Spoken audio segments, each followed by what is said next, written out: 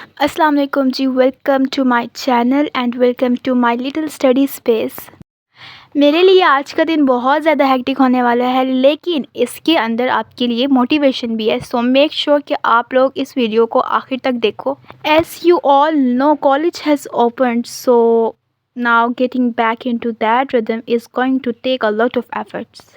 आज मैंने first time physics की किताब खोली है एंड आई वाज लाइक कि ये क्या है।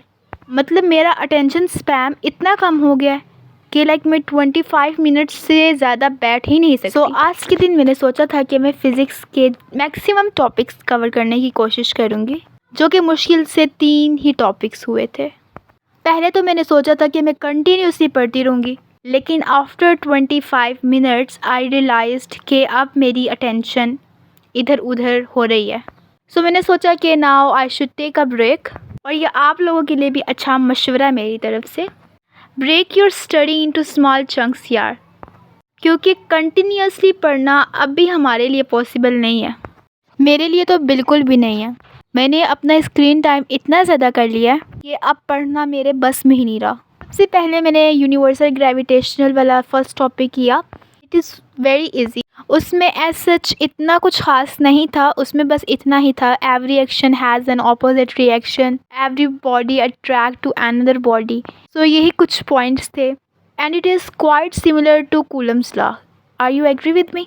बस ये टॉपिक करने के बाद मेरा टेंशन लेवल ब्रेक हो चुका था। मैंने बस 2:30 से 3 तक ही पढ़ा और उसके बाद मैं उठ गई थी।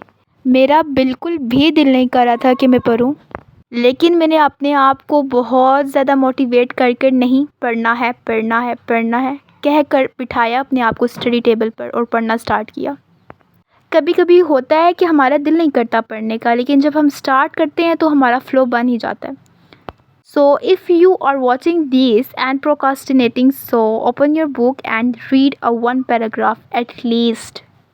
मैंने अपने आप को इतनी मुशक्क़त कर सिर्फ एक टॉपिक के लिए राज़ी किया था और मैंने 2 टॉपिक्स कर लिए थे। फ़्लो बन गया था मेरा। वो मैं एक कर रही थी तो मुझे क्यूरियोसिटी होने लगी नेक्स्ट टॉपिक को भी करने की। सो आई थॉट कि व्हाई नॉट, आ जाओ कर लेते हैं आपको भी। और साथ में आप लोग देख भी सकते हो कि मैं अपने लिए नोट्स भी बना रही हूँ।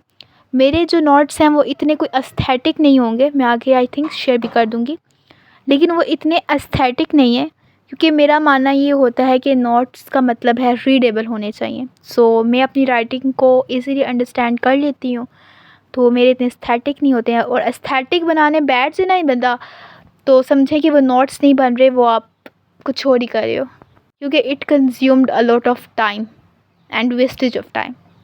मैं तो इसको यही कहूँगी। अच्छा, कुछ लोगों को पसंद होता है फूल डालकर बनाना और उसको बहुत एस्थेटिक तरीके से नोट्स को तैयार करना, लेकिन मैं उन बंदों में नहीं आती। मेरी राइटिंग इतनी गंदी है ना नोट्स में कि आप लोगों को समझ ही नहीं आएगी। अभी मैं आप लोगों को आगे दिखाऊंगी ना, तो आप लोग वहाँ से जज भी कर लीजिएगा। और हाँ, कुछ लोग कहते हैं नोट्स नहीं बनाने चाहिए, लेकिन मुझे लगता है कि नोट्स बनाने चाहिए, क्योंकि जब हम किसी चीज़ को लिखते हैं तो वो हमारी लॉन्ग टर्म मेमोरी में जाकर सेव हो जाती है, और इससे राइटिंग स्पीड भी इंक्रीज़ हो जाती है पेपर के लिए। अगर आप लोगों ने भी मेरी तरह अभी तक कुछ नहीं पढ़ा था, तो गाइस अब से हम मिलकर स्टार्ट करते हैं।